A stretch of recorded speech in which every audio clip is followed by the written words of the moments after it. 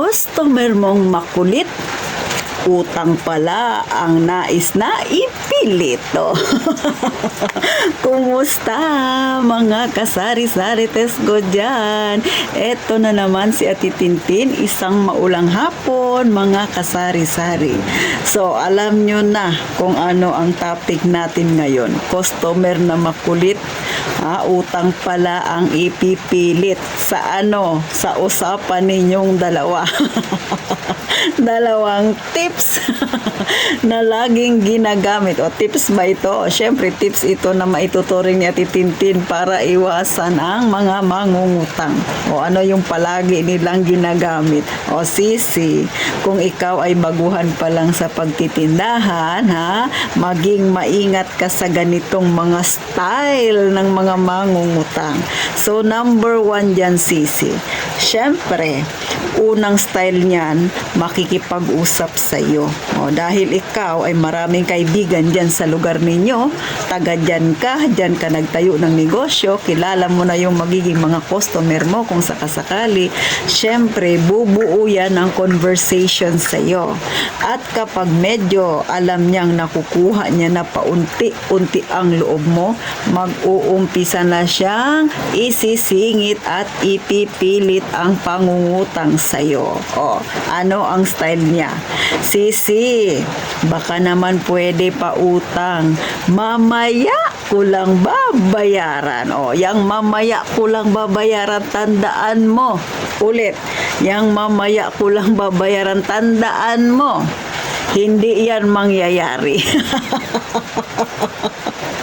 Ay, bakit ko ba nasabi? Na-experience ko na yan, sis. Nung nangutang siya sa akin ng bigas, ang sabi niya, bit-bit niya pa yung anak niya, te, pautang ng bigas. Pinagbigyan ko. Padagdag ako ng siomay. Mamayang hapon ko lang babayaran.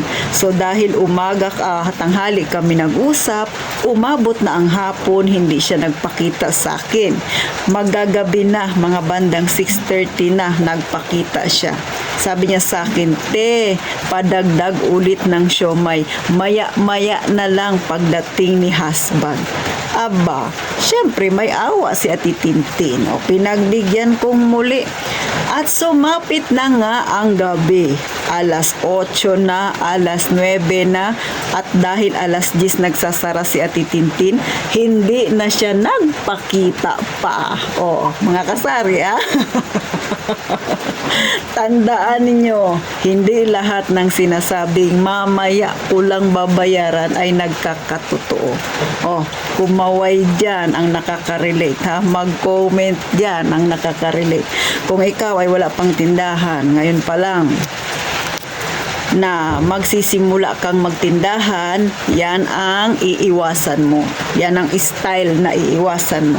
Yung makikipag-usap kunwari sa'yo, mamaya isisingit na, ipipilit na ang usapang, ibabalik ko lang o babayaran ko lang mamaya. Ganon sisi. Number 2, style, Ito na ang tips na titintin. Kasinungaling ang sasabihin ni customer sa'yo, para makautang. Sis, pautang naman. Sa sahod ko lang babayaran. Take note, sa sahod ko lang babayaran. Dumating ang sahod niya. Nakaisang sahod sa unang buwan. Wala. Nakita mo siya, sis, yung utang mo. Sasabihan ka na naman niya, sa sahod ulit hanggang natapos ang isang buwan. Siyempre, sa isang buwan may 2 sahuran tayo. So natapos ang isang buwan, hindi nagbayad. Nag-2 buwan, nag-3 buwan, hindi na nagbayad.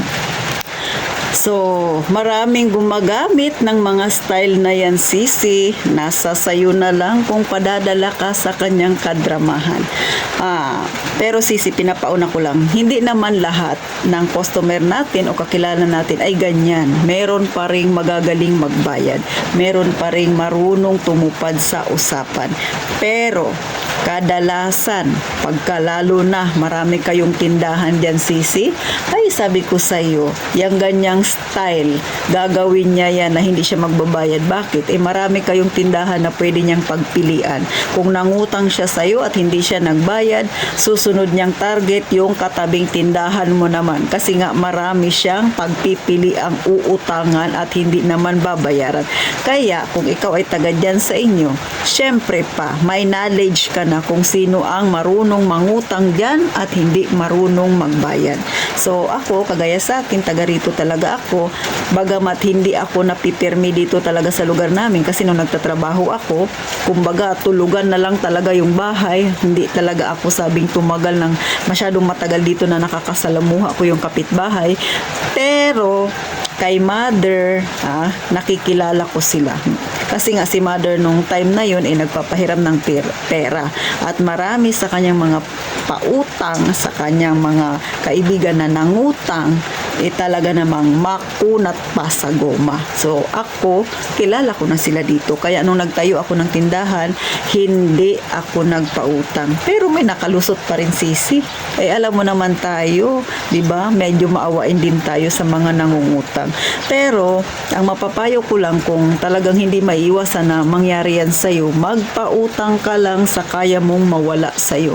Kung katulad ako, hanggang 300 lang, sige hanggang 300 lang. Ganon ang ginagawa ni Ate Tintin. Pero syempre may nangungutang sa akin. Sabi ko nga, lagi sa aking vlog, si mother ko tsaka yung aking hipag lang. Pero wala akong problema sa mga yan kasi nagkukusang magbayad.